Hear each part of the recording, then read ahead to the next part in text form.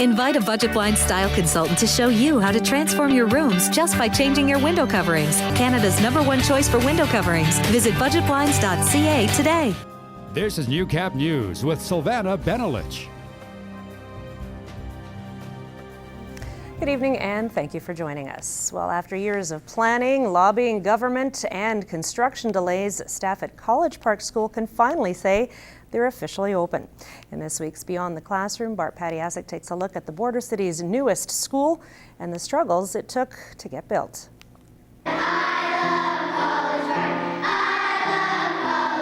An original song by the school choir entertained the packed gym at College Park as it kicked off the grand opening ceremonies. Now, it was a long time coming to get to this moment, according to staff. About time. We were ready for this, and it's really, really nice to just be finally official. It was years in the works as construction started back in 2012. Then serving as a school board member, Colleen Young helped break ground on the facility. Today, as an MLA, she says it's an honor to help officially cut the ribbon and open the school. But also going back farther, being involved in the strategic planning and the discussions around putting proposal to the government first and foremost with regards to getting a new public school here in Lloydminster, and then being involved with the architects and the school board at the time and administration around the design and how things would look. Now, the more than $29 million construction project had its challenges. Originally planned for a fall opening, students weren't able to enter the new school until December due to weather delays. But according to Principal McLennan, the wait was worth it. The approximately 550 enrolled have the luxury of learning in a brand new state-of-the-art facility. The physical facility itself is really inviting. It's open, it's airy, it's a lot of natural light coming in, a lot of flexible spaces that we can move kids around and learn in different environments. And from environmentally friendly features to new learning environments like the rooftop observatory, every student has a favorite part. I would say the gym. Why is that? Well, I just like it's so big and stuff. They have so much room to play. It's huge. It's the biggest in Lloyd, and that's just really awesome to have a big gym because lots of space for activities and sports. For me, it'd definitely be the library because I love reading. Bart Patiasek, Newcap News. Students at Jack Kemp Elementary are learning more about their school's namesake. Today, staff held an assembly unveiling memorabilia from Kemp's time in the military. The entire student body listened closely as Principal Josie Gordon described Jack Kemp's personal items from the war.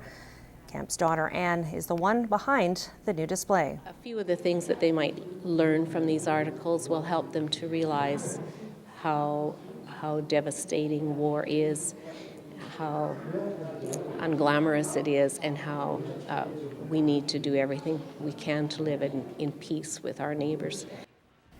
Campbell says her family would rather see the artifacts on display than in a basement. Her favorite contribution to the plinth, her father's daily journal. It's very interesting to read that, but it's kind of poignant that the last writing in it was the day that he was wounded, and so after that he was not able to participate anymore. Among other things, the display contains dog tags, maps, and a French phrase book, which will have a special place in the library for the foreseeable future. Well, it is the culmination of the 4-H season, a celebration of the year's achievements. But for 10 4-H'ers, their journey is just beginning. As Gerard Lampow reports, they were recently sold off to raise money for an exchange program to Ontario. My goal for after school is to become an underwater commercial welder or diver. Eastward bound as they headed to Ontario to share about life on the farm out west. Doug Soroka is 14 years old and has done leadership with the 4-H. He sent in his resume and got accepted for the Saskatchewan District 35 Hastings Exchange. I want to kind of see what agriculture is like down there and how everything works and what the people are like down there. We're going to the Hastings area, which is huge in cheeseries. Their numbers have declined, so I think we're going to be seeing a few cheeseries out there, and we're actually bringing them out to the cheesery outside of Lloydminster to compare. There's going to be dairy cheeseries compared to the sheep one here. I'm looking forward to meeting new people and having lots of different experiences that I wouldn't have got before. And this 4-H'er reflects on the hard work of raising her steer to get on the trip.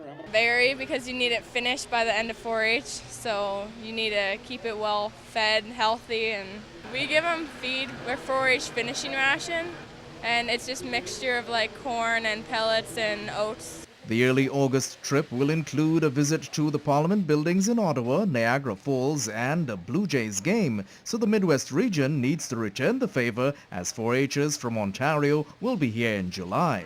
We're bringing them into the Lloyd Fair.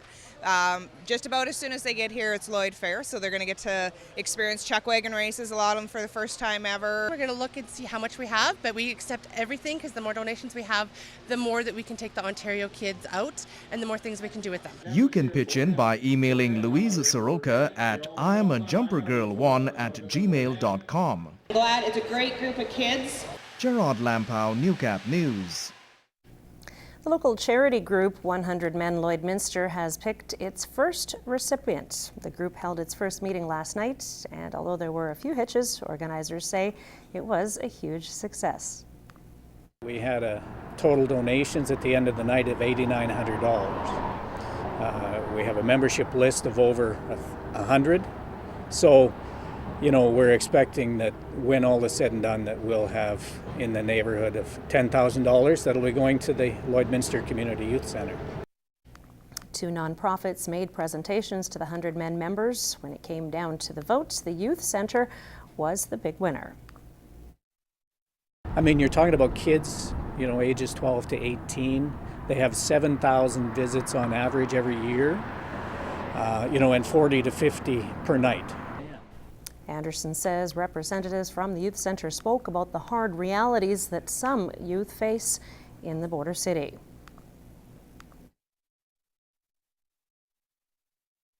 I think the format lends itself very well to people that are pressed for time, and maybe still feel that they can give a little bit to the community. The group's next meeting will be on September 1st. Anderson says they are always accepting new members, and both men and women are welcome. Well, if you are a coffee drinker, you can get your fix and benefit a great cause today, this morning, marking the kickoff to Tim Hortons' annual Camp Day, an event that receives a lot of support from the community and gives kids from low-income families a chance to experience camp. Eva Zawalik has the details. Good morning, welcome to Tim Hortons. Can I take your order?